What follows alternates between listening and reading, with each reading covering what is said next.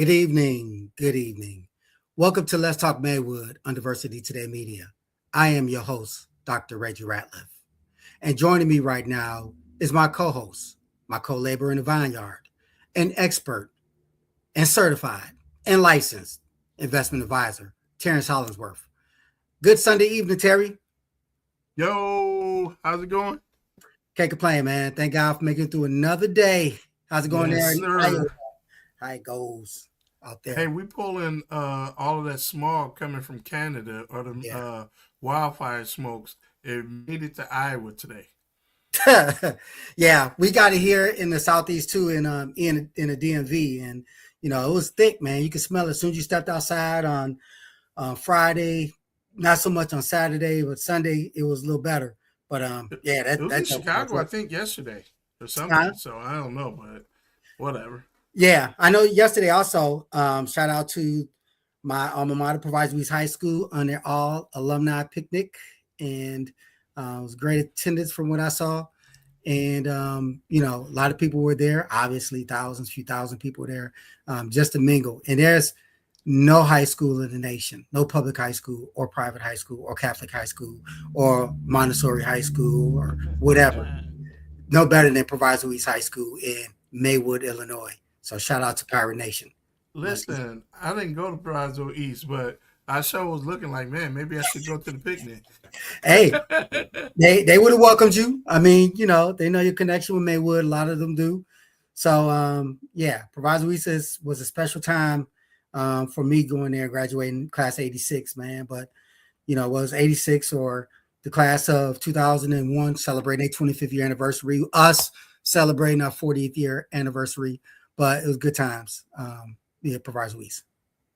Yeah. Yeah, I always say I didn't live in Maywood, but I spent 99% of my time in Maywood, and That was a place to be, man. you Look, know, I tell my students, colleagues, everybody out here in the DMV or anywhere I go across the country, Google Proviso East High School and the famous people who came out of Proviso East High School, people yeah, absolutely. But we are reign supreme when it comes to athletics and even entertainment. And I always say, Oprah Winfrey was not the first Black female billionaire.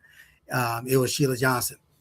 Sheila Johnson Yeah, from Urban Elementary. Oh, she should have went to Garfield, but anyway, she went to Urban, and she was a Proviso East grad and University of Illinois grad, and the co-founder of Black Entertainment Television, also known as BET. So she's the first Black female billionaire. So Maywood is on the map, whether people want to acknowledge it or not.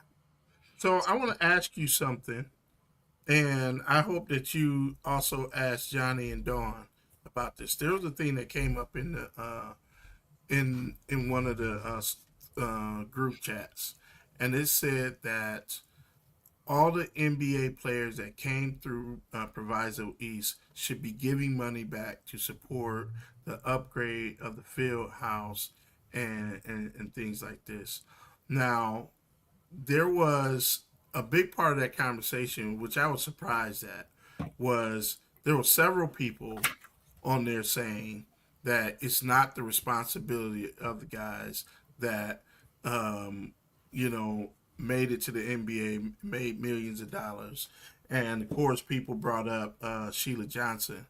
What's your thoughts on this? And I hope to hear Johnny and Dawn's position on this as well, because I think this is a very important conversation because um, the money has to come from somewhere, Yeah, right? yeah. That's a great question. It is a heated topic on social media. My perspective is, you should always give back to your community. It was the resources that you had access to, whether it was through your elementary school, one of the schools in District 89, or through the Central Area Park District, the Maywood Park District. There was some resource you had access to. Doc Rivers' first love wasn't basketball, it was baseball, and many people don't know that. He played baseball when around at the same time as my brother Phil and Onion. But before he became a basketball star, he played baseball, and from that transformational sport, it opened his mind to give back. So that's when the court, he donated the money to fix up Washington Park Court 10th of Washington. And so, he did it not because he felt he had an obligation, but he just felt like it was the right thing to do. And when Boston Celtics won the NBA championship, we held a parade for him in his honor because that was that love that he felt, which again motivated him to give back. Michael Finley gave $1 million to build that gymnasium at the former Boys and Girls Club right there, 200 South Fifth Avenue, because people like the late coach Lawrence McCall, who was widely known throughout Maywood as a basketball coach for Garfield Elementary School, my alma mater, as well as a basketball coach for the girls and the boys basketball team at Proviso East. He gave back, not just because his son Tabby played sports at Garfield and Proviso East, but because he felt that love from the community. He also coached Michael Finley and Donnie Boyce. And so Michael Finley, giving of himself, giving back. So that's just two of many examples of people famous and not even, maybe not as popular as those two individuals. Donnie Boyce, he coaches Proviso East High School. I mean, his team won some state place winners. Only team that stopped him was Simeon, but nonetheless, he gave back to his community. He's giving back to his community, whether monetarily or non-monetarily. But again, there's others who give back. I give back because Maywood did so much for me that giving back in a tangible way, financially as well as non-financially, is just something that is the honorable thing to do. Now, do these people have an obligation to give back? I'm not going to say you obligated, but in all due fairness, you have a responsibility to give back to the community that raised you, because Maywood is a village and it took a village to raise us.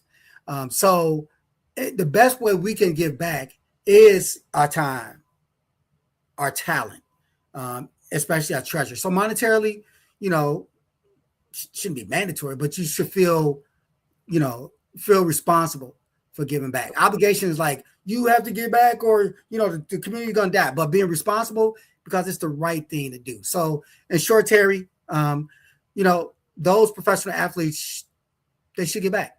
They should give back. The Stephen Hunters, I know they have basketball camps, and Shannon Brown, they have basketball camps. He used to have it in Maywood. I think last time he did it was in the city, that kind of thing. But giving back to your community, once you make it, whatever that means, you make it and you're doing well, you should get back monetarily. Yeah, it's an interesting space, and I don't, for the record, I don't agree with whoever was saying that, it's not their responsibility. I think when people, you pay one way or the other. Yeah. Either they're going to give back or they go out and get a bond and it becomes a taxpayer cost. Yeah. And, nobody's happy with the cost of, property taxes in Maywood at this point. And we don't know publicly who's giving anything back. For all we know, Sheila, that's correct. She could be giving, millions of dollars to a cause or thousands or whatever. It's just not made public. A lot of people do things privately, that's just their prerogative because they don't want their name out there like that, because everybody gonna be knocking on their door. Hey, you gave to this, can you get us? Which I can understand. And it's fair to say that, and it's just third party social media. I don't know how true it is, but it's fair that some people have decided not to give, or they delayed their giving because the board wanted the money to not just go to Proviso East, right, but be spread from East, West, and PMSA. Mm-hmm. And I don't know if that's fair either, right? You can't tell somebody how to spend their money, right? Right, exactly. If I'm giving you money in terms of a charitable donation or maybe a grant, you write a proposal, I fund you, or if I bequeath my assets, in my final days to Proviso East High School, or for whatever cause, building a wrestling program at the Maywood Park District, that is where my money should go. You cannot dictate where my funds go. And so, I know people are hesitant or will not give because of the politicking that's going on in Maywood. And I don't rely on social media to run my life. A lot of people do. So when they look at like Mayor Booker, who's called the greatest mayor ever, when he's not because he's unproven, and that's slap in the face to Mayor Joe Freeline, who had to go through hell and high water, legally just to become recognized as the first black mayor, or even following Don Williams, Ralph Connor, Yarbrough, even the first black female mayor, Mayor Perkins. They earned that right. Yeah. So, and I'll just leave it at that. But until some changes happen in a positive way, until Maywood is actually becoming great again, those people, they're not going to get it. Well, I'll tell you, the time is running short for that, right? Before the power structure changes in Maywood, and Yeah. I hope for the best. There's Well, this, here's the reality, Terry. Here's the reality. Many people didn't expect black leadership to take over when it did when Mayor Freeline won the election. The Great White Flight was happening. People were leaving. Black people was moving in from the city or from the South. A lot came from Mississippi. My dad, they moved to the projects in Northwest Side. We lived there before we moved to Maywood, but the original spot was Mississippi. Same thing with the late Eugene Moore. He came from Mississippi. Many people, Mr. Mix, he came from Mississippi, the elementary school teacher at Garfield Elementary School. Many people came from the South or other places, to migrate north into Chicago. So what Mayor Freeland did was set a precedent, not just for the village of Maywood, but across the nation, with the exception of maybe Mayor Maynard, who was mayor in Atlanta for many years before Andrew Young became mayor. But nonetheless, I stand on the fact that until you are proven, you're not going to get the respect. And certainly, Joe Freeland, he's earned that respect. That's why I call him Mayor Emeritus, because there's a lot of work that needs to be done in Maywood. And, people who make comments on social media, they're ignorant. They don't know the history. So the saying is, if you don't know where the community or where you come from, you won't know where you're going. So you need to know your history before you start making blanket comments on social media about my community called the Village of Maywood. Do your homework before you get into that. So I know Terry put the screen on me because I know it's about time to introduce our guest. I could talk about Maywood, man, like forever. Just yeah. on the Before we tip go, of I want to make a comment about the recent housing bill that passed, and yeah. I have a personal connection to this because I've been in part of those conversations in 2019 about how to make housing affordable. Um, you know, this affects Iowa in the same way it affects Maywood Yeah. all over the country. Basically, there's a couple of things that happened. Donald Trump did not sign the legislation. He canceled Um, their signing.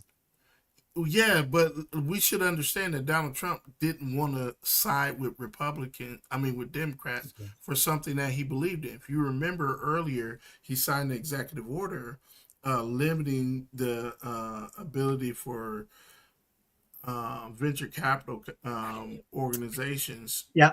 to go and buy residential housing in Yeah. neighborhoods and things like that. 350 homes to say anything above that, you cannot Yeah, buy. So yeah, he did do that. the where the legislation is weak, and this is one that I'm not happy about, if that's the right way of saying it. There's a lot of money that is geared towards lead-based paint. So money coming out of HUD.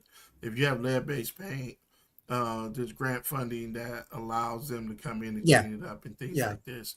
As you guys know, in Maywood and many places in the city of Chicago, that lead-based paint ain't there because Yeah. investors have come into those homes and rehabbed them, and they've been doing that for 30 years now, right? Yeah. So a lot of that lead-based paint is not there.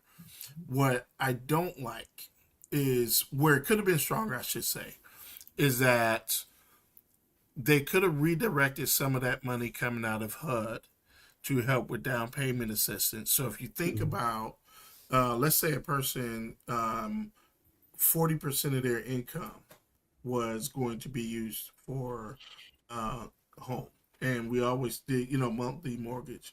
And you talk about down payment, there's down payment assistance things. Yeah. Yeah. So if there was grant funding that was allocated to lower their income, monthly income, that's a positive. That helps with affordable housing. Yeah. If there's funding that is available for um, the installation of solar panels, for Right. example, Right. right? Because what AI is doing for um,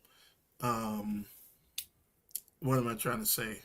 Uh, Increasing the cost of energy for data centers, demand on energy, Yeah. and all these things. And I say this because we're going into a midterm election, and we have our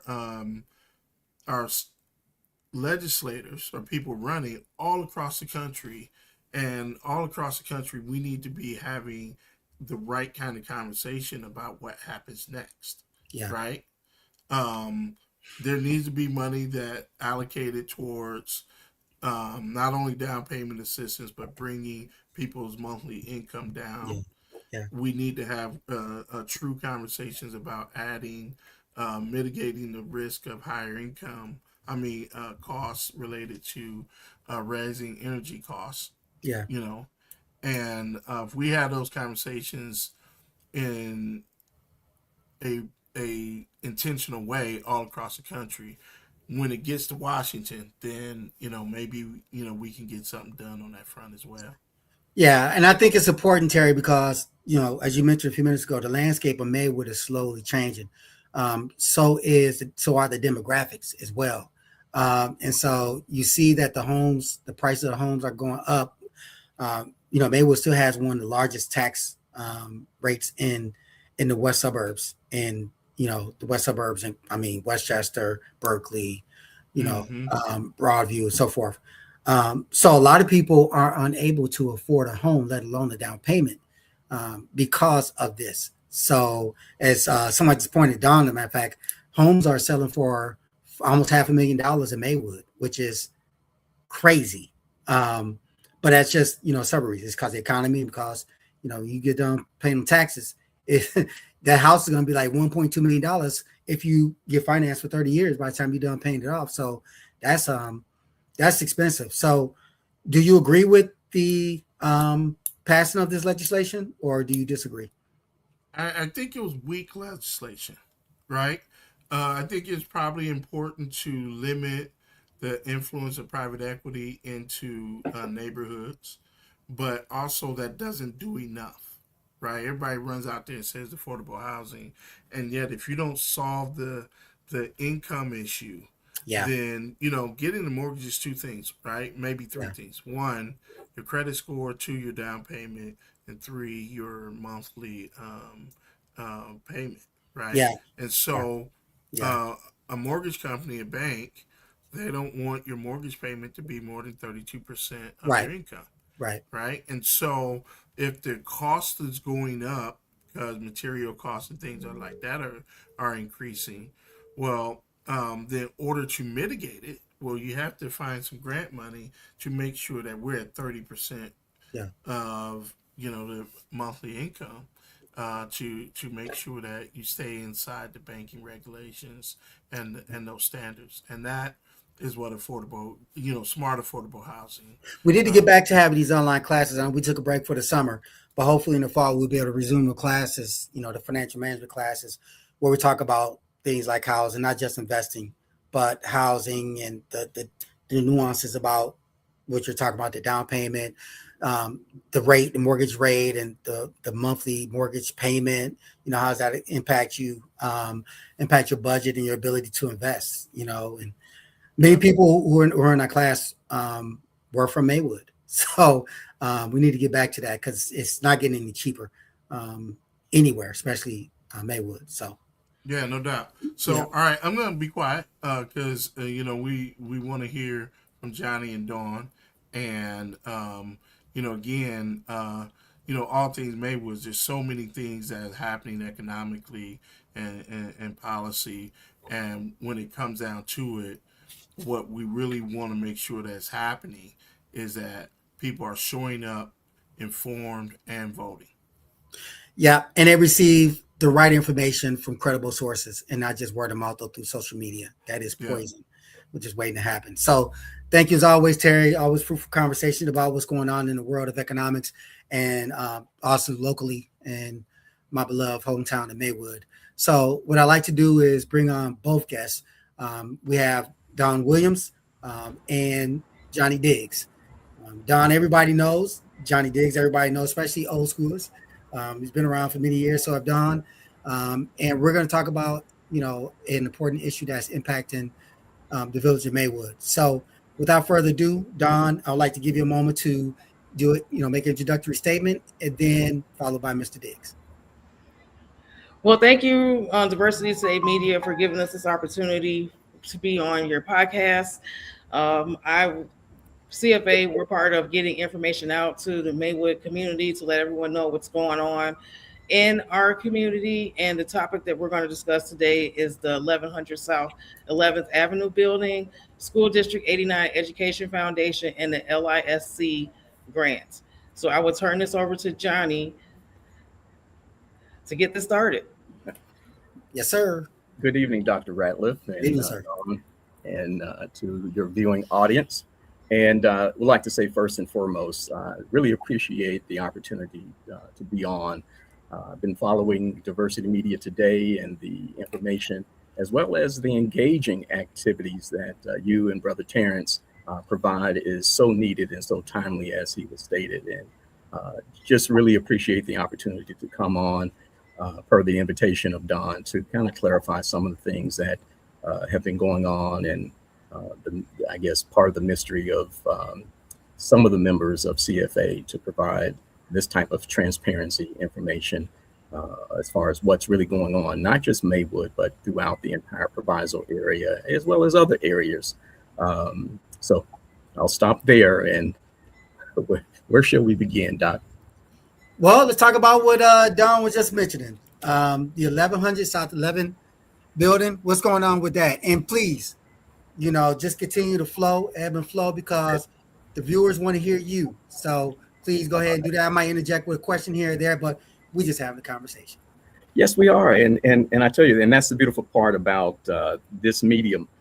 It was very surprising when residents and former residents, and like myself, Maywood, talking about things that have been happening and going on in the village of Maywood. And as you know, it's been announced that the Food is Medicine Cafe is coming soon, and soon to be open in what many would have considered the old boxing gym or the old ceasefire building, or in the 1100 South 11th Avenue in the village of Maywood, along the Prairie Path.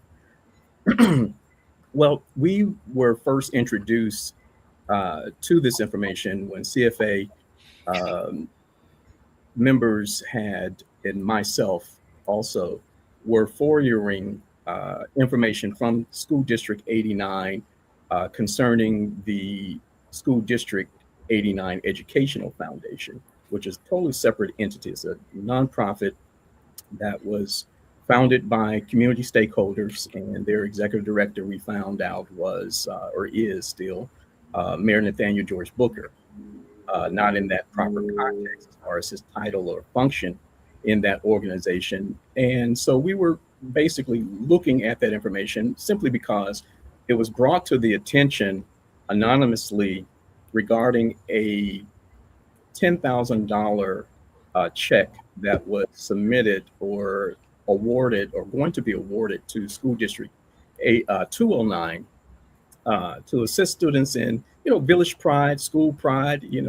As you guys have talked about, the big blue wave came through Millis Meadow Park, and the annual gathering of those pirates, which again I can only view from a distance. I'm not a Maywoodian or a pirate, so to speak. I'm originally from Memphis, Tennessee. So the school that I went to, our school pride is, we were called the high school, and the high school for a reason. So I can understand that type of camaraderie and coming together. But getting back to the issue that was brought to our attention concerning what was described as a publicity stunt when the opportunity to receive $10,000 was presented by the District 89 Education Foundation to District 209 for students to purchase, sort of what they call these days swag. attire, paraphernalia, or, bookmarks, or little things that would, certainly inure to the benefit of those students and having school pride. And subsequently, that $10,000 check was kind of put on pause simply because the way we were informed, that $10,000 check had a cooling off period because, as it was stated, whether it's athletes, entertainers, or alumni, there's process protocols and procedures that the district has to go through, and most entities should go through when it comes down to clearing that type of contribution or that donation. Well, it was only explained that that was not sufficient to the representatives of the District 89 Education Foundation.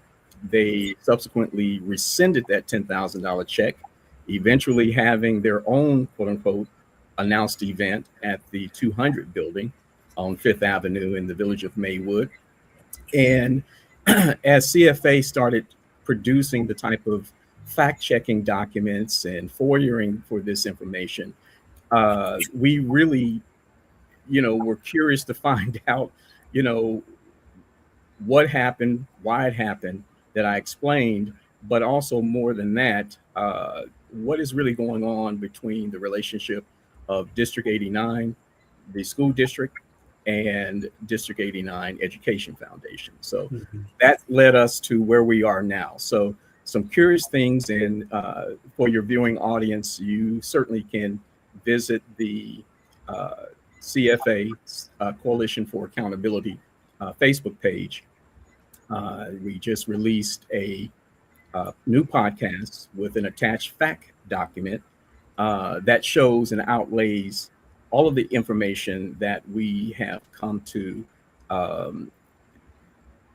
bring to the present, and number one, that is a questionable amount of a grant in the amount of $250,000 that was awarded the District 89 Education Foundation. And that LIST grant, which basically is LIST is an acronym for the Local Initiative Support Cooperation. They're based in New York, but they have offices and operate out of Chicago. Yeah. But in August of 2025, the village of Maywood's, actually, the District 89 Education Foundation is not based in Maywood. It's actually their address, as they report to the IRS, is the actual corporate address of School District 89. It's in Melrose Park. The office? Yes. Oh, wow. Yes, it is. But, that's neither here nor there. The organization was founded and supported and has been funded for a number of years. Unfortunately, their website is not up and available. Informational links on the School District 89 website is very unintelligible because it links back to a website that hasn't been updated. Their social media, Facebook or their Instagram hasn't been updated in almost a year and a half. So we were charged with pulling this information together and sharing it back first and foremost with those that are associated and affiliated with CFA. And CFA, again, we're not a political action committee. We're not a nonprofit. We are what we say we are. We're a coalition for accountability. And that necessarily doesn't landlock anyone to Maywood or any other communities in Proviso or anywhere in the world. Our concern is to bring facts, truth, justice to the community, wherever it may lead. And this was one of those incidents. Wow, that's a lot to take in. And, I will venture to guess that the community was not aware of this information that you're sharing. And I know the CFA does great work. You guys, we're not putting anything out there publicly unless you have done your due diligence and your research and dot all the I's, cross all the T's to make sure that it's accurate and credible. So I commend you for taking that a lot of time from your work to bring this to the public's attention. But I want to just piggyback on something you said, and I'll go to Don about this, and you can talk a little bit about what you do, Don, in your work in Maywood. But Mr. Diggs mentioned a $10,000 grant that was initially presented by the District 89 Education Foundation, and just talk about the board. Who is the board? Who's the executive director? And then my second question is, as it relates to the Local Initiative Support Corporation, LISC. So correct me if I'm wrong. They granted a $250,000 grant to District 89 Education Foundation. Is that correct? Yes, that's correct. Okay, please go Yes. continue. So that the LISC grant was applied for by the School District 89 Education Foundation, and under the guise of for the rehab of the 1100 South 11th Avenue building. So that's what that grant was applied for it to be a community resource center and food as medicine component here in Maywood. After the research that we dug up, it did say that School District 89 Education Foundation applied for that grant, and their offices was located at 900 Walton Street. The person that submitted the application was Terry Evans, and she has on the application, her address is 900 Walton. Well, we know that Terry Evans worked under the Village of Maywood, under the village manager's office. And she's the one that initially put the application in for the grant. The School District 89 Education Foundation was awarded the grant. And the grant is being utilized to rehab the 1100 South 11th Avenue building. Can I ask you a question real quick? Yes. Why is District 89 working on the building and not food as medicine? Is it going? They're going to lease from District 89 Education Foundation?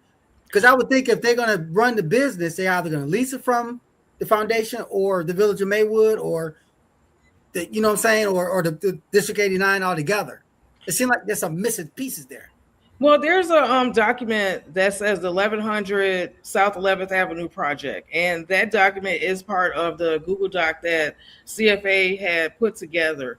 And it states in the language for the 1100 South 11th project that the School District 89 Education Foundation would be responsible for the day-to-day operations of the 1100 South 11th Avenue project. Well, we know the executive director for School District 89 Education Foundation is Nathaniel George Booker. The Mayor Booker of Maywood? Yes. It is in the grant paperwork. He is the executive director of the School District 89 Education Foundation. And so that's what it says in the grant, and we do have that paperwork included in the fact documents for Coalition for Accountability. Okay. Yeah. So how was that not a conflict of interest? Well, we'd like to know that also. The interesting thing about it is, when you look at the information that was sort of like falling dominoes and breadcrumbs leading to the same source. The interesting thing about the grant, as Don mentioned, that was submitted to the Cook County Bureau of Economic and Development and County Arts Department, 14 other nonprofit groups throughout Cook County received that creative placement grant. And that amount ranged from anywhere from $50,000 to $250,000. Okay.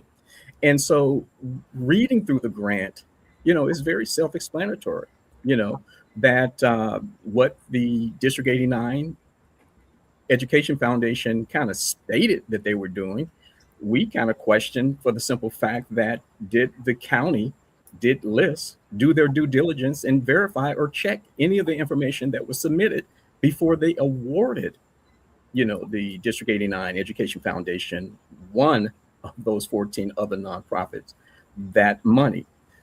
And here give you an example. The question that we asked, because there's nothing when the District 89 Education Foundation website was up, there was nothing on their website concerning that they had applied or had been awarded the grant. Number two, there was no information concerning that award, even in the resolution that the Village of Maywood had adopted to accept $250,000 as if they received that money directly from lists, which they did not. Okay. Even when you look at the current pronouncement of the grand opening, and that's one of the other curious things that we find, that most of the announcements that come from the Village of Maywood, if you go to the Village of Maywood website and try to track down some of these announcements hot off the press, so to speak, they come from the mayor's office or come from the mayor directly, and you don't see that same type of collateral marketing information or advertisement on the Village of Maywood website. If not, take a moment, go look at press releases. Okay. You don't see that type of information that's consistent until after the fact. And I'm not just saying because once we do our due diligence and then we put it out there, they quickly, scour to correct this information. But that's the responsibility of the director of the Village of Maywood's Community Engagement Department, Miss Lysandra Banks. She's in charge of the website, supposedly. Right. But one of the things that we found very curious, outside of subsequently when the District 89 Education Foundation was awarded that grant, that there was no press concerning that from the mayor, from the village, or even, quote unquote, the district and their quasi relationship. So we started our FOIA-ing process, and part of that FOIA-ing process, members of the community, members of CFA, just simply ask School District 89, what is your relationship, between the district? Are they paying rent? Are they housed? Do they receive their mail there? And subsequently, the FOIA responses were no. There is no relationship. They are a separate entity. And as you stated, and this information also kind of was verified in the in the grant application that was submitted. However, part of that grant application stated that the project team members were individuals who were associated as District 89 Education Foundation board members, such as someone from Proviso Community Bank, that's a part of Wintrust now. Proviso Township, the Maywood School Board, doesn't say which Maywood School Board, whether it's 209 or 89, Triton College, DLD for Youth, okay, specifically Miss Wanda Wade, okay, who's also a board member, and the other individuals like Bill Chicago, the Village of Maywood, as well as, Pastor Annette, Barker. So when we started looking back at the correlation between the individuals, the actual individual who submitted it, and Don mentioned the young lady, Terry Evans, who's no longer working in the Village of Maywood, but it was very curious to what she wrote as her role or her title in the grant as a consultant to the District 89 Education Foundation.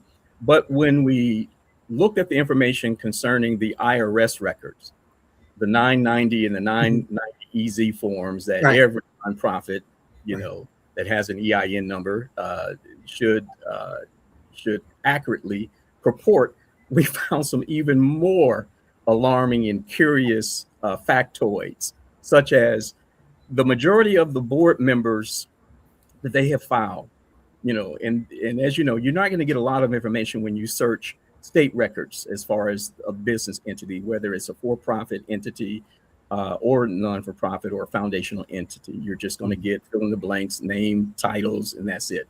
But the IRS tells a different story. So when we started looking at the past history of the board members, the directors, the key employees, so to speak, we kept seeing this consistent current that's being reported to the IRS. And that is stating that Diane Williams, who's a director, one of the founders of the Education Foundation, Miss Veronica Lopez, Antonio Sanchez, who's a trustee in the Village of Maywood, as well as their executive director and founder and board member, Nathaniel Booker, they reported to the IRS that each one of their directors and officers work 40 hours per week for an estimated amount of compensation of $0. Volunteering. Volunteering 40 hours a week. So I don't know if that's a stretch, but I know I give a lot of my time to, to good and important Sure. organizations and efforts. And again, I think some of the things that the School District 89 Education Foundation has done in the community are very novel. But the subsequent thing that you will not see who their donors are. Mm. You will not see reported to the IRS how much is that, quote unquote, their executive director being paid.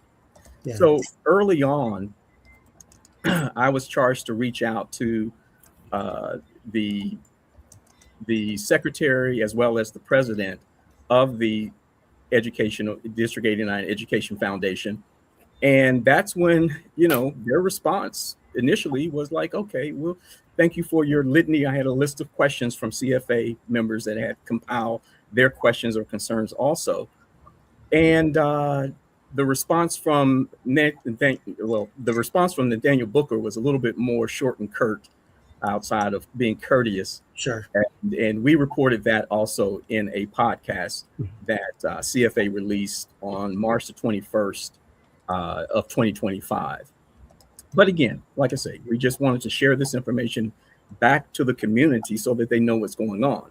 So hypothetically, if an entity has been awarded monies for a facility that, number one, they do not own, number two, they do not have a lease agreement, number three, they have not had any type of program activities, after school mentoring or the like in that facility, what happened to the money?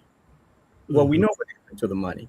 The Village of Maywood, voted and approved to receive that $250,000, but nowhere was it stated that that money was coming from or had been awarded to first the District 89 Education Foundation, but they titled it in the memo from their corporate counsel to that resolution that the majority of the board signed off on, that $250,000 list grant. So you're saying that the money was transferred, if that's the right word, from the District 89 Education Foundation to the board, then voted to receive that funds to repair. This is like a freaking crossword puzzle to repair 1100 South 11th Avenue. Am I saying that correctly? Doc, that's a question that we asked, but we haven't received an answer.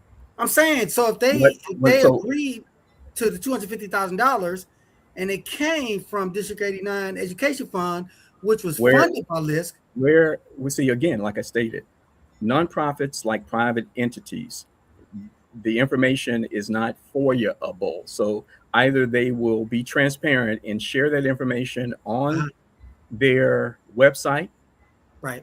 Share that information in a press release, in some type of joint memorandum or MOU, memorandum of understanding between these entities, or it's going to be spelled out in that grant. So even when you look through the grant application, and one of the supporting documents was from the former village manager, Frank Torres, who, again, as you know, is no longer employed with the Village of Maywood. But during this period of time, he simply spells out how the Village of Maywood is going to provide a long-term lease or provide, support, financially. Well, if that is what the Village of Maywood is going to do, where is the supportive acceptance letter, either from the School District 89 Education Foundation, right, showing what type of activities, what type of programs, what type of initiatives have they provided ongoing? So we know the building has been shut down. We know the building was filled with asbestos and mold. Yeah. Okay? We also know that certain employees of the Village of Maywood have, health issues concerning being told, this is your work assignment, to clean up this mold and asbestos. So we have yet to find a response even back from even the county when it comes down to the asbestos or mold remediation if the Village of Maywood applied for it, simply because one of the CFA members discovered that while this activity is going on in that building, you have no bid contracts that are being approved. You have, pardon me, you have a lot of other activities, but the Village of Maywood seems like it is immune and above their own statutes and ordinance when it comes down to getting permits for the work being done, on its buildings or facilities that they own, manage, or operate. I don't know how other citizens feel about that when code enforcement tells you have to get a, Wow. permit for various activities that you partake in and have to pay for that. But the Village of Maywood, you don't see that, and we haven't seen that. So we like felt that's also special curious. privileges taking place. But nonetheless, you are watching Let's Talk Maywood and Diversity Today Media. I have former Maywood Park District President Don Williams and our honored guest, Mr. Johnny Diggs. They're both from the CFA, and they're spilling out a lot of information as well as interesting, intriguing, and disturbing. So, incidentally, ladies and gentlemen, the 1100 South 11th Avenue building years and years ago was, ran by Kevin McClinton, Sensei McClinton. When I was a little boy, growing up at 15th and Maywood Drive, I would just run through the woods because it was woods back there before it became houses. And run right to that red building, and you would teach us about, martial arts. Many of us came through there. And then later, with his unfortunate passing, he was a diamond, man. We had much respect for Sensei McClinton. But then later it became a boxing ring. We were going there and we would box. There was a ring in there, and we were taught how to box and that kind of stuff. So and I know there was other activities. I think they did some dancing there. There was like a dance class there, some sort. But it was different things throughout the years before it became that. What was that? That monitoring group, the police? Ceasefire. There you go. Yeah. Yeah, with Jan Bolin. Yes. So a lot of history there. And then again, for those of you who just moved to Maywood in the last 20 years, do your research, because Maywood was hot and popping in the 60s, 70s, and 80s and the 90s, up until it slowed down a little bit in the 2000s and trying to pick back up right now. But nonetheless, currently, there's a lot of things that's going on that's never really happened before. I don't think any other administration have experienced this much disturbance as what's taking place right now. We're talking the municipal level right now, but this is pretty disturbing as a person who grew up in Maywood. This is just mind blowing. But Don, I'm going to come back to you. I'm an experienced grant writer. I'm a grant reviewer, grant writer. I've written small contracts. I've written large contracts. I've reviewed large contracts and small contracts. I am there. But one thing that is disturbing to me is this loophole with the money, chasing the money or trying to find out where the money is. It shouldn't matter if it's a 501c3 public or private. There's something called an annual report. And the annual report will list everything that took place, how the money was allocated, dispersed through the year, who blessed them with funds, and so forth. And it doesn't seem like District 89 Education Foundation had that. Otherwise, you will have your answer. And so since there's no annual report, it goes back to there's no strategic plan. I digress.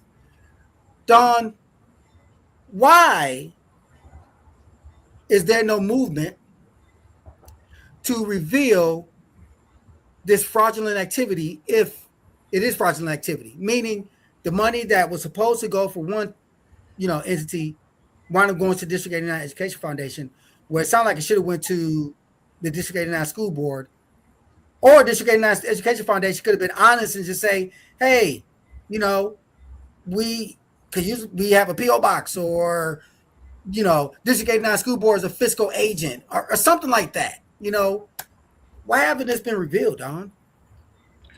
Well, that's why we're on Diversity Today Media now, and CFA has, like Johnny said, on the Coalition for Accountability, if you go to the Facebook page, we do have the CFA podcast, the latest one regarding the 1100 South 11th Avenue building, the LISC grant, as well as the School District 89 Education Foundation.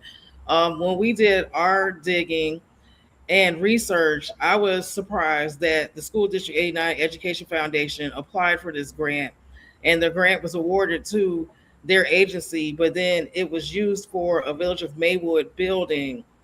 And the School District 89 is not affiliated with the School District 89 Education Foundation. So when you look at the documents, you look at the application, you look at the project materials, and you look at the supporting documentation that was submitted, even with the previous village manager, Frank Torres, stating that the Village of Maywood has a long-term lease with School District 89 Education Foundation, and the executive director is Nathaniel George Booker, that was very problematic. And so that's why CFA said we have to put this out to the Maywood community, because that building is about to be open sometime in August. The mayor has posted all these advertisements saying food is medicine, and here is this building is going to be open to the general public as a community resource center, as a community kitchen. But in the grant documentation, it says that the School District 89 Education Foundation is going to be operating the day-to-day operations.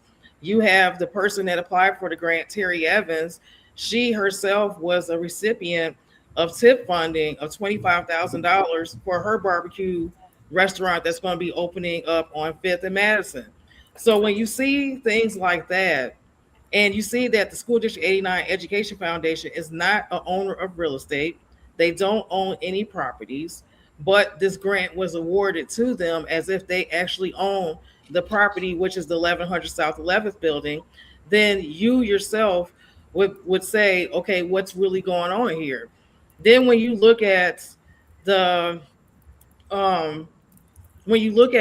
documentation that was submitted, and then you also look at, okay, that property is part of the referendum of the 2007 that I myself and 2,500 Maywood residents voted on, was to transfer all of the parks over to the Maywood Park District. And I remember extensive conversations. I have emails where it stated that that building had black mold in it, as well as asbestos. So I'm sitting here like, how in the world could an outside non-for-profit agency apply for a grant for a building and property they don't own, then to utilize that funding for a property that they don't own? And the property is being rehabbed. There's no building permits. CFA FOIA the Village of Maywood for all documentation related to the 1100 South 11th Avenue building, as well as permits. The permit FOIA came back and said Village of Maywood Properties does not need to have a permit because it's their own property. Well, to me, that's like violating your own ordinances and laws. You're not following them. Also, the Village of Maywood did not have any FOIA documents regarding the 1100 South 11th Avenue project, the LIST grant, the School District 89 Education Foundation. There's nothing. So CFA had to FOIA the Cook County Department that handles the LISC grant. And that's how we got all our documentation. Wow. That's a lot. That is a lot of research, a lot of attention to details. And again, I commend you and Mr. Diggs about the work that you have committed to, the time you've committed to in doing this work. So, we'll continue this conversation, and I hope that the community, the viewers, pay attention to what Mr. Diggs and Ms. Williams are saying, because this is very important. Where's the money, and why is it being used in this way? And it doesn't sound like District 89 Education Foundation has an address, has a business address. The other interesting thing about this also, Dr. Ratliff, is when you look at Maywood in its totality. I know, many people speak about the history and the notable individuals that have been born, raised, and bred, and moved on, or still remain in the community, making a difference. But I believe, again, please challenge the elected officials and ask these questions. Sometimes, as citizens are so frustrated with speaking at public comment at their public body meetings, because you only have 3 minutes. Fortunately, You have diversity media, you have other community outlets. Social media has come a long way since the invention of the internet and Yeah. what used to be the quote unquote blogs of Maywood. So now you have other outlets, and there are some very important and strident things that citizens are curious about, they are questioning, as well as I've seen, also other citizens chiming in, helping, being very neighborly. But I believe, again, beyond the rhetoric sometimes and the snazzy flyers and promotion of these community events, beyond that rhetoric is the reality. And the reality that some of these projects have not been properly vetted. Give me an example of that, Mr. Diggs, because you're speaking something that maybe people aren't familiar with. Yeah. Well, I'll give you another prime example. Some of the items that what I call are still on the shelf amongst the discussion of CFA, and we, like I stated, we're not a political action committee. We're not a nonprofit or organization or for-profit entity. We're just concerned people that have the same love and lore of Maywood as many other people. And sometimes you reach out to people who can assist in understanding, how to get things done, how to research, how do you find out, what's really going on, besides these grand openings or what I call a feel-good facade, that everyone wants to see these great things and strident things happening. But even as you stated, it's not as if Maywood hasn't had, its problems as well as its solutions when it comes down to its infrastructure. It hasn't always been this way, but again, what the current mayor is doing is nothing different than what other previous administrations have done. He just promotes it a little bit more better, so to speak, if that's a more better way of looking at it. More better. Right, and it's all good in the wood. But to answer your question, to give you another example of an issue that CFA has looked at and will be coming soon, and CFA decided to call this the Maywood Hustle. And a lot of deliberation has gone out, because the first issue that we pushed regarding this is something that has been going on for quite a while, ever since Mayor Booker has taken office, even prior. And is the consideration: is it ethical? Is it a violation of even the state statute or state law when it comes down to elected officials and employees misusing resources for their own personal or selfish gain? Well, I don't know how many people have seen the Village of Maywood newsletter, but all of the contact information when you're asked to sign up for this event, or if you're interested in, i.e. recently, in being involved in the Maywood Fest, then please click on this link. There's a short bit.ly code, which is just a short extension of a longer web domain name, takes you to a form that you fill out your information.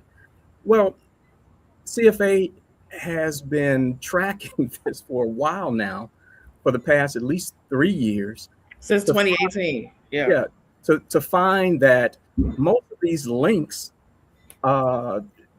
they go to the mayor's either private LLC, Astute Culture, Astute Culture. Yeah, Astute Culture. Or it recently has now gone to his nonprofit, in which he is the, founder and director, along with his grandmother, Healthy Maywood West Cook. Well, why, if I was interested in being a vendor for the Village of Maywood Fest, would I need to sign up and send my personal or private information to, the mayor's organizations or entity? Why can't I send this information directly to the village? I'm sure they have the capability, because they certainly have the wherewithal and resources. If you look at the warrant list and you see how much money they spend on technology, and you see the resources that they use to get this type of information out. Well, we certainly find that is directly a conflict of interest, and that data should be published or hypothetically, the other trustees should also have access to who's signing up for this information. Well, obviously they haven't. So when CFA has FOIA the Village of Maywood, specifically asking, what is the relationship between the Village of Maywood and Healthy Maywood West Cook, or Healthy Maywood West Cook Partners, as the mayor likes to hashtag and tag in most of the village publications. And astute culture. Or astute culture consulting. The Village of Maywood's official FOIA response is there is no relationship, and we have no documentations to show that there's a relationship. So we just accept it. But, you know, I'm a behaviorist. I listen to what people say, but I pay attention to what is actually happening and what is actually being done. So that's an issue that, again, subtly, we kind of remind people that, you know, in this information age that we live in, be very careful of phishing expedition, and that's PHISHING, a technical term, that people source your information and your data for other reasons, and be very judicious, because again, one of the things that we found out is, and I invite all citizens to go to the Village of Maywood website, and at the very bottom, like other municipal websites and other entities, the Village of Maywood does not have a privacy policy. The Village of Maywood does not have a third-party usage statement or disclaimer. Okay, so and that's very alarming. Yeah. Now, one of the surprising things, though, and ironic, the company that was hired to maintain the Village of Maywood website, if you click on their information, they have a privacy statement.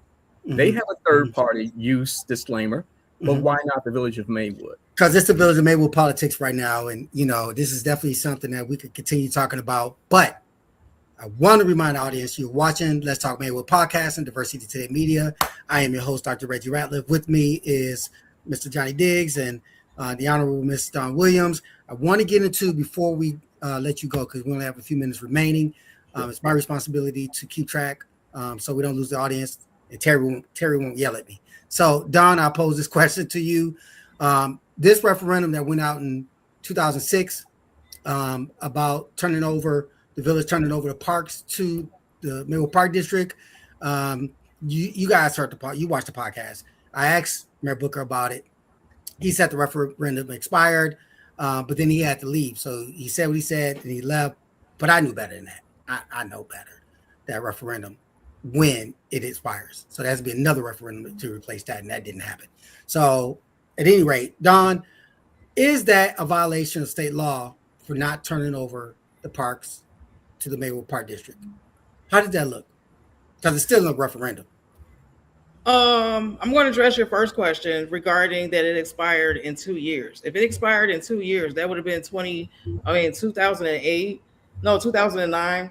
And I know that we sat, our board and the Village of Maywood Park District Board members without an attorney, as well as the Village of Maywood Park District Board, and without our attorney, had a series of three-hour meetings with the state senator as the mediator to come up with a intergovernmental agreement to transfer the parks and the properties over to the Maywood Park District. So if he's saying, Mayor Booker, and I saw that podcast where he did say that it expired in 2 years, then why would the senator take her time out to come up with an agreement to do the transfer? As far as the Village of Maywood not complying with the wishes of the Maywood residents who voted for this transfer to happen, we are researching a couple of legal attorneys to find out what type of action can be taken against the Village of Maywood for non-compliance.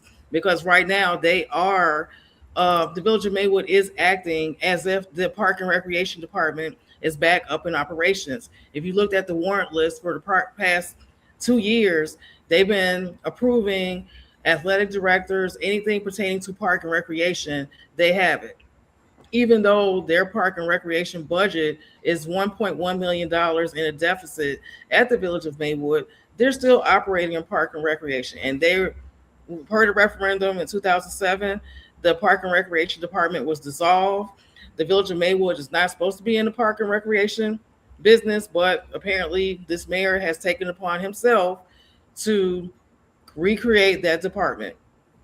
as well as initiating the consolidated taxes website back in 2024, where it said if you dissolve the Maywood Park District, it would be that funding, our budget from the Maywood Park District would be used as a tax incentive for Maywood residents.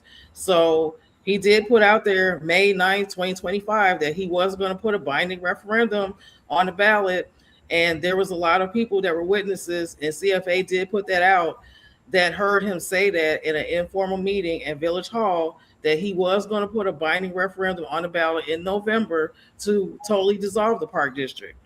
Well, I know Trustee Jones wasn't necessarily in favor of dissolving the park district and the village taking over all the parks. He, because he was on our podcast recently, and he did express that. So, I'm not saying that the other board members are in agreement with Trustee Jones or Mayor Booker for that matter. However, I do know that it's disturbing to even hear the possibility of the village taking over the parks, because that's not their area of expertise. I can attest to that growing up in Maywood, right, that you should leave it in the hands of people who are trained, who are experts in running the programs. Maywood, the village should focus on running the municipality of Maywood, the government. The park district should focus on running the park district. And one thing I will say is that it's very important, because the Village of Maywood has been voting. That board has been voting on a lot of no bid contracts. They've been voting on a lot of items that has been put before them. I don't think they're taking the time out to read and research their board packets as they get it. And as elected official, it is your responsibility to pay attention and read the documentation that is presented, because you're not voting. I mean, you're voting, but you have no idea what you just voted on. Just like the school District 89 Education Foundation. Were they aware, the board members aware, that this grant was applied for on behalf of all of them, and then it's not used for anything pertaining to the School District 89 Education Foundation? It's used for a Village of Maywood building that has nothing to do with their jurisdiction. I have I sent a request for one of the board members to appear on our podcast, whose name will remain private until such time where I reveal the person's name. But I did reach out to them. They graciously said that they would come on the podcast. They just need to send me some information, which they haven't done so yet. And this was over a week ago. So, just hoping and praying that this person do not change their mind and would appear. Well, Doc, if I may interject, and not to negate, sure, like I stated earlier, there are some very strident and very important things that nonprofits are doing throughout, our communities, and they're not necessarily homegrown, from Maywood. But I think the efficacy is not on these gotcha moments, so to speak, but full disclosure, transparency, and accountability. If quote unquote these entities need assistance, please reach out to, as you stated, those professionals such as yourself that can assist them to navigate, how to really say what they do and do what they say, so to speak, on these deliverables, as well as get their paperwork straight. So that is one of the more harming things and alarming things that I'm sharing, because my tenure and tutelage in the Village of Maywood, when I was there, I was very fortunate, to work in a variety of capacities with numerous organizations and entities in the Village of Maywood, and nobody's perfect, so to speak, but we're all improving. So beyond the rhetoric is the reality. So the branding of whether it's moving Maywood forward, all good in the wood, or making Maywood great again, Absolutely. These type of branded taglines need more substantive value. But one of the things that we're finding that's all primarily they are, just branded slogans. And, are they amenable to working with individuals, or, like I stated, getting the type of resource assistance that they need to clean their books up, or to do things properly, especially if they're elected officials? Because as you all know, and CFA has brought this out too, that ironically, the Village of Maywood does not have not one trustee that's been assigned to an oversight committee. Okay. So when you listen to the board meetings and trustees have brought that issue up, and then you have other trustees that just sit mute and silent, and you have to ask yourself, did the citizen, the electorate of Maywood, elect these individuals at large, community-wide, for there to be some type of narcissistic dictatorship that is just, has so much, influence that it doesn't matter to the public that these individuals aren't even doing their assigned roles? Well, I watched the last board meeting and I was really alarmed when the mayor basically told another colleague on the board, basically, and I'm paraphrasing here, you just need to sit down, shut up, and vote, as if he's doing all the work. He's taking the trips. Okay, he's bringing back the information and resources, and all you all need to do is just shut up and vote. Vote it up or down. Yeah. Okay? But again, as you see, with this one issue, I invite, your audience, just take a look at the fact information. Yeah. And thus far, we haven't received a cease and desist or we've haven't had to retract anything that we've researched, because again, we're kind of guided by other principles. And those principles, Indeed. Terry, can you show that comment? Hold on one second, Doc. Terry, can you show that comment that came across the screen that you showed a couple minutes ago? So this is a gentleman who was a former employee. Can you guys see that, Johnny? And Yes. Okay. Do any of you guys know him? Yes, we do. And I'll say this, and that's a young man. So let me read the comment, because I don't know if the audience can fully see it. Those, right? So sure. And I'll say this. It was only after his tenure at the Village of Maywood, which I think is one of the shortest to my recollection. I think a total of 16 days. I think he was suspended 8 of those 16 days, half of that time. And the reason why, if he could tell his story, you'd be surprised. So the comment reads, as a wrongfully— Go ahead, read the comment. Yeah. As a wrongfully terminated employee of Maywood under Mayor Booker, I'm truly amazed that people can be blind to the unethical behaviors and actions of the mayor and his administration. Now, I'll just be the first to tell you on this podcast, we are objective, we are fair. We give everyone an opportunity to join our podcast because I see us as the voice of the people as it relates to the Village of Maywood and the audience, especially since I was in Maywood for most of my life. So very invested in the community. So we are a voice for the people, for those who are voiceless, particularly those who don't have a voice. So I'm glad that you guys know this gentleman, can speak of his character, so it doesn't seem like he is complaining, like, that people post on social media about people complaining. And my closing comments is going to address that. But nonetheless, we're coming down to the end of the podcast.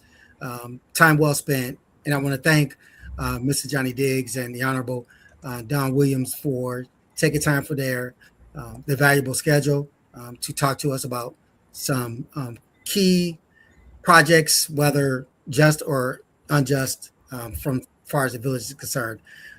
So, Don, I think Terry has a comment that he wants you to make about the 11th Avenue project, and then from there we'll go closing thoughts. So, Don, please go ahead.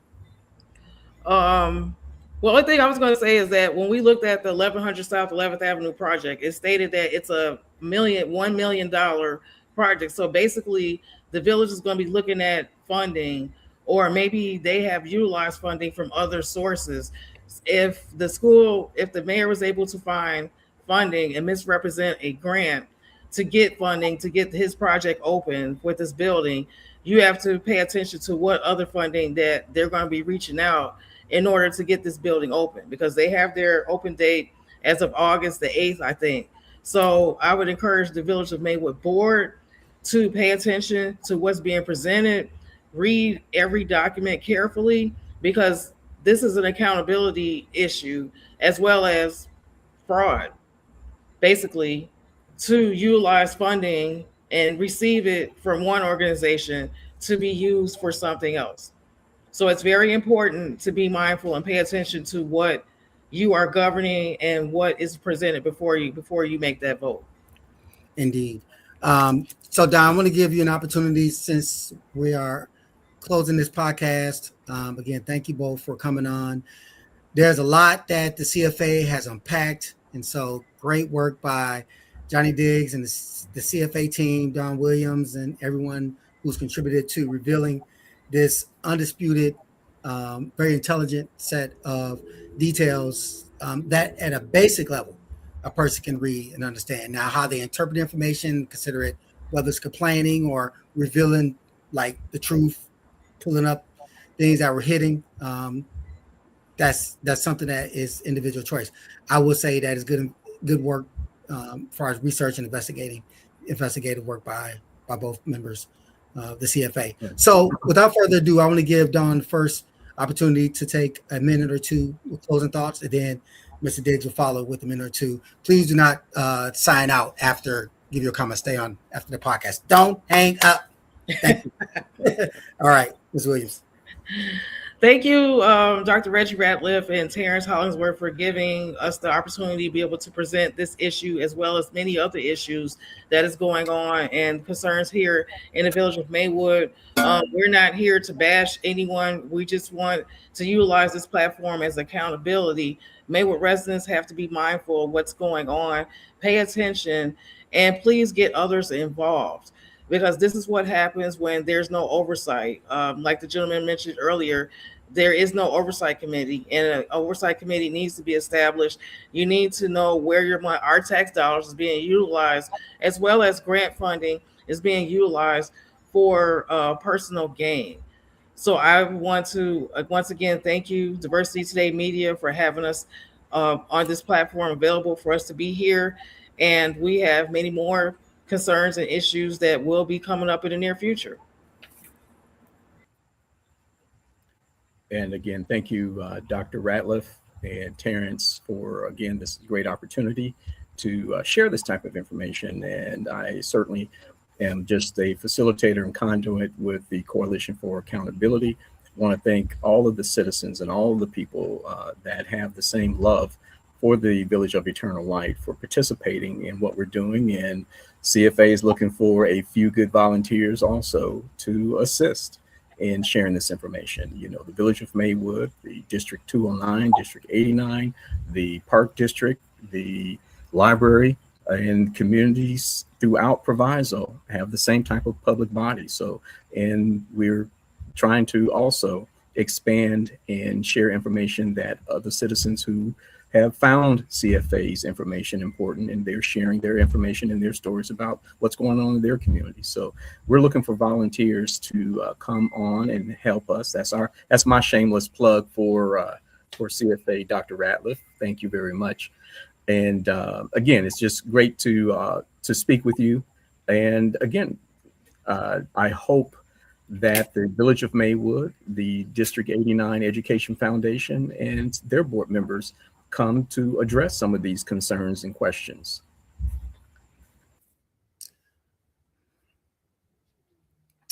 Excellent. It's always good to have Ms. Williams on the show, and also welcoming Mr. Diggs for joining us tonight. And it's great knowledge that they've shared, as well as some historical facts. And, you know, one of the things that come across for me is that when you're revealing information, it's not necessarily, this doesn't necessarily mean you're complaining. You know, if you are expressing concerns, that's your right to do so. You know, I like to say, if you come in with concerns, what you call it, complaints, concerns, whatever, transgressions, what's your solution? Well, the CFA they're doing that. You know, they had concerns and they're showing evidence. They are putting out information that the public should know about because it's been swept under the rug. But historically speaking, people have complained, people have shown concerns. That's what led to action. You know, Brown versus Board of Education on a national scale in 1954, the civil rights and racial segregation. It violated the 14th Amendment. You can look at the Civil Rights Act of 1964, the Voting Rights Act of 1965. These all happened because people were complaining. They were concerning. You talk about the poll tax. The poll tax was led to the 24th Amendment. People were complaining about that. Even recently, more recent, the boycott that was led by Pastor Jamal Bryant. He's a pastor or bishop. The boycott against Target because, there was economic exclusion of African Americans who were purchasers of Target and not have an opportunity to get contracts. We spend $1.3 trillion a year as consumers. So when you look at that, these are opportunities that were lost, but people complained, they boycotted, and they got results. So locally, we complained before Mayor Freelon was elected to the first Black mayor of Maywood because it was people he was fighting against, the elements, which ultimately led after a 1-year battle to him becoming the first Black mayor. And then people complained about Mayor Don Williams, which led to Mayor Joe Freelon once again becoming the mayor of Maywood, the village of Maywood, for another 8 years. And that it goes on and on, people. People are going to express concern, but when you come with solutions, it's not complaining. It's revealing something that needs to be solved. Mayor Booker, I invite you to come on this podcast. We don't believe in gotcha moments. I don't believe in gotcha moments. But as someone who grew up in Maywood, I have never seen this level of divisiveness. And maybe because of social media has something to do with it, because they didn't have social media when the previous mayors were in office, Mayor Freelon and Mayor Williams. And I think it just started when Mayor Yarbrough was sitting at the helm, at the head. And then it just kind of increased to Mayor Perkins. But I also recall Mayor Booker complaining when he was trustee under the Mayor Perkins administration. And I would come to the meetings from the 200 building. Eternal Light was running the building. We had our after school programs, and I would see him yelling at Mayor Perkins. Why didn't y'all say anything then? Social media was out then when Mayor Booker was yelling at Miss Perkins. Sometimes she had to shut the meeting down because it was just too indignant. So how soon we forget once where we came. So my point is, if you're complaining and you have solutions to back up what you're saying, to change the direction, to make it more positive, then do that. Mayor Booker complained, now he's mayor. So people have a right to complain because everybody doesn't support Mayor Booker 100%, just like they didn't support Mayor Freelon, the mayor emeritus of Maywood, 100%. So get your mind right, Maywood. Be able to look at things objectively, listen to solutions. These problems that exist, they need to be siphoned out and they need to be resolved quick, fast, in a hurry. Because I'll tell you, my friends here in the DMV, I get sick and tired of asking me what's really going on in the village of Eternal Light. So Mayor Booker, you have an open invitation. Feel free to join us sooner rather than later. The audience would love to hear your thoughts. I am out. Thank you for tuning in. Join us next time when we have our next guest. I am Dr. Rachel Ratliff.